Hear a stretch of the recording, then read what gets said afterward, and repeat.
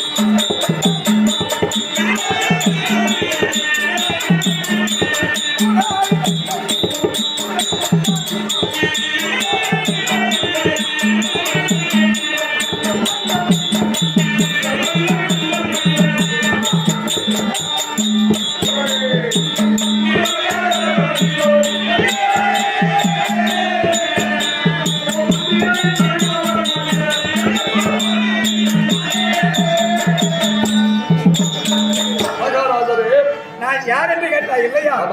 எங்கள் குலமா சந்திரகுலம். அந்த சந்திரகுலத்திலே பிறந்தவர் எங்க அப்பா பாண்டு மகாராஜா. உண்மைதான். பாண்டு மகாராஜாவுக்கும் என் தாயாருக்குரிய குந்தியம்மனுக்கும் அம்மையாருக்கும் மகனாக தென் திசைக்கு அதிபராக யமதர்மராஜா அவருடைய அருளால் பிறந்தவர். எனது பெயர் தர்மபுத்திரன்.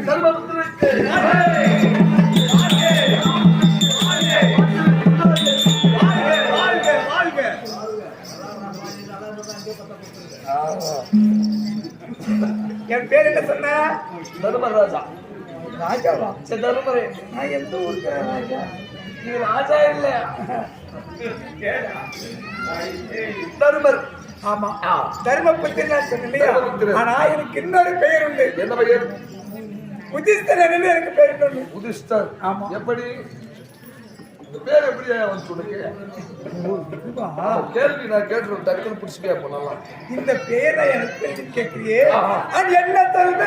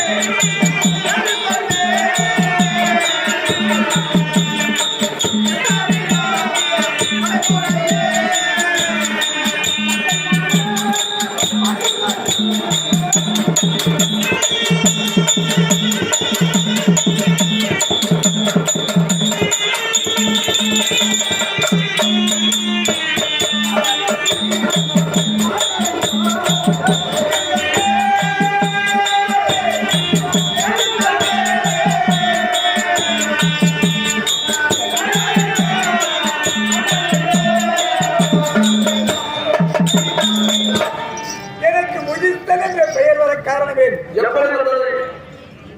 முன்காலத்திலே ஆண்டவர்கள் எங்க பெரியப்பா திருதராட்டிரன், எங்க அப்பா பாண்டு மகாராஜா, எங்க சித்தப்பா விதிர பெருமான், 3 பேரும் நாட்டை ஆண்டிருக்கிற வேளையில் குடிமக்கள் குறைய தீர்ப்பதற்காக எங்க அப்பா கானகத்துக்கு சென்றிருக்கிறார். என் தாயாருக்கு குந்தி மாந்திராவோடு கானகம் போகிற வேலையில அங்க எங்க அம்மா என்ன சொல்லிருக்காங்க, சாமி நீங்க நாட்டுக்கு ராஜசபைக்கு போயிருவீங்க, நாங்க வீட்டுல தானே தனியா இருப்போம், அந்த நேரத்துல விளையாடலாம் நினைச்சா இந்த காட்டிலே இருக்கு பாரு புள்ளி மான், அந்த மான் என்று வேண்டும் என்று எங்க தாய் கேட்க, அப்போ காட்டிலே வேட்டையாடி கொண்டிருக்கிற நேரத்தில் ஒரு அழகான புள்ளி மான் ஆண்மானும் பெண்மானும் விளையாடி கொண்டிருந்ததா.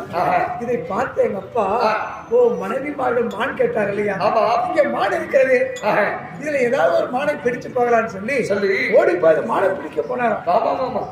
அப்போ எங்க அப்பா கைக்கு மான் கிடைக்கலையா, என்னடா இது, காட்டுக்கு ராஜாவாக்கு சிங்கமே போகாதே நின்னுனா அந்த சிங்கம் எங்க அப்பாவை பார்த்த பையன் அங்கே நிற்கும். ஆனா இந்த மான் கைக்கு கிடைக்காமல் போகிறது, இந்த மானை எப்படியாவது பிடிக்க வேண்டும். பேர்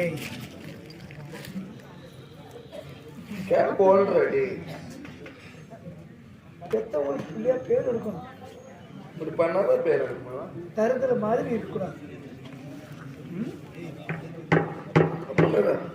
அவன் செட்டிங்ல செஞ்சுட்டவன், ஃபிட்டிங்ல மிஞ்சிட்டவன், யாரோ கேட்டு பார்த்து போனிடுவான். அப்போ அந்த மானாகப்பட்டது வேகமா ஓடிக்கொண்டிருந்ததான். இந்த மானை எப்படி பிடிக்கலாம் என்று சொல்லி அந்த கையில இருந்த எங்க அப்பா அந்த வில்லை எடுத்தார். வில்லை எடுத்து நாணய தொடுக்கிறார்.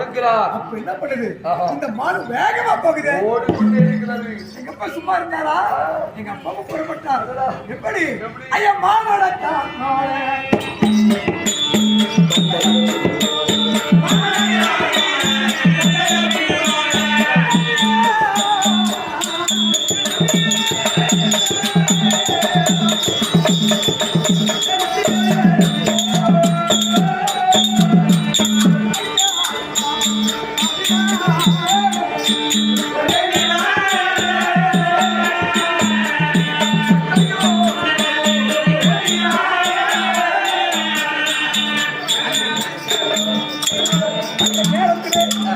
கையிலே இருந்த அம்பான அந்த மான் மேல் படுகிற பொழுது அங்க மானாகப்பட்டது மண்ணின் மேல் விழுந்தது.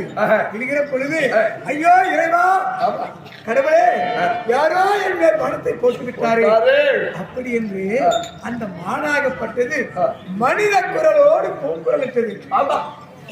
என்ன ஆச்சரியமா இருக்குது, நான் மானுக்கு தானே பானம் போட்டேன், அங்கே மனித குரல் கேட்கிறது என்று போய் பார்த்தால் அங்கே மானா என்பவர் யார் தெரியுமா, அந்த வனத்துக்கு சொந்தக்காரராக இருக்கக்கூடிய கிந்தமர் என்று சொல்லக்கூடிய அவருந்த மகாமுனிவர், சுரந்த என்று சொல்லக்கூடிய மனைவி ரிஷிபத்தினி.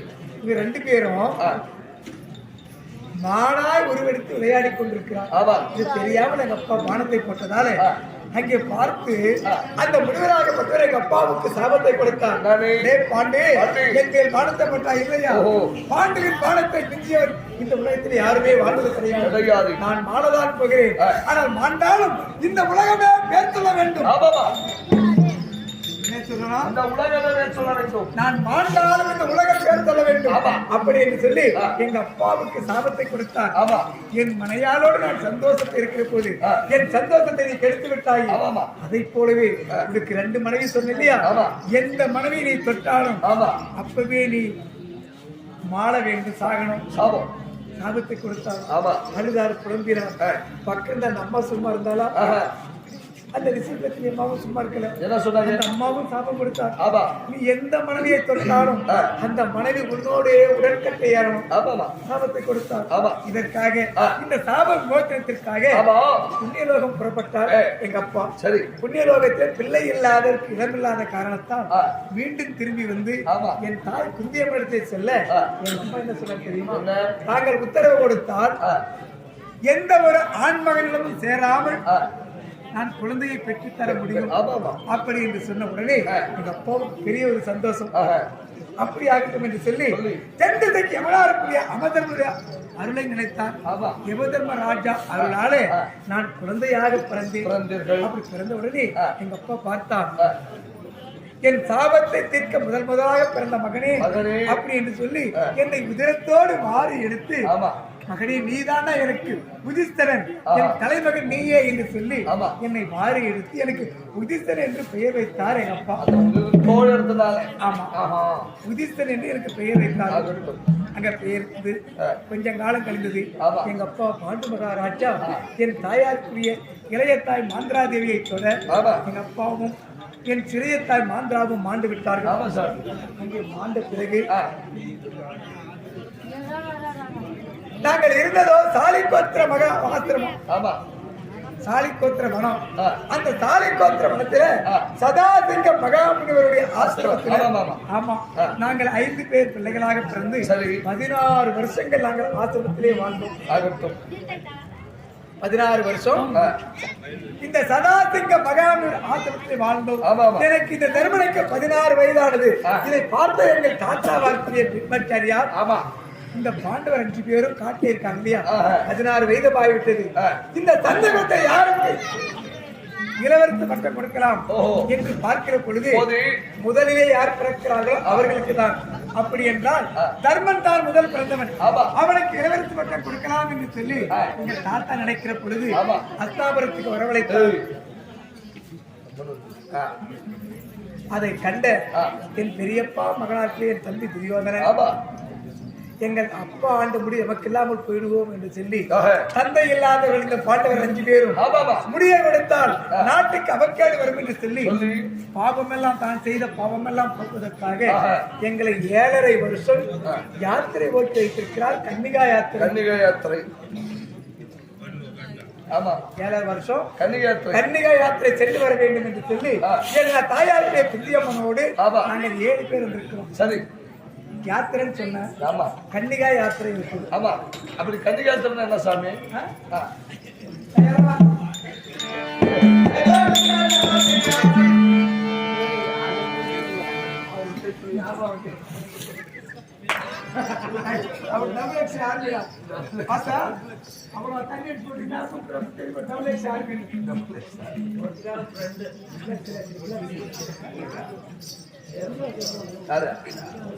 கன்னிகா யாத்திரை என்பது என்ன? இப்பதான் ஆப்பிள் ஐபோன்ல வீடியோ எடுத்துருக்காங்க. நாளைக்கு நின்று பாக்குறோம், ஜூம் பண்ணி கார்பன் கேனு. கன்னிகா யாத்திரை யாத்திரை வேற. கன்னிகா யாத்திரை சாமி சின்ன குழந்தைங்க எல்லாம் கல்யாணம் ஆகாது பொண்ணு யாத்திரை போறாங்க பாத்தியா? கோயில் குளமா யாத்திரை போறாங்க இல்லையா? கல்யாணம் ஆகாதுக்கு முன்ன போற முடிச்சு யாத்திரை பேரு கன்னிகா யாத்திரை. கல்யாணம் ஆன பின்னால போறது அவங்க தீர்த்த யாத்திரை. சரி சார். அதனால இப்ப நாங்க கல்யாணம் ஆகாத சின்ன குழந்தைகள் 5 பேரும் இந்த கன்னிகா யாத்திரை வந்திருக்கிறோம். 7.5 வருஷங்கள் யாத்திரை சென்று குலக்குளமாக குளிக்கிறோம்.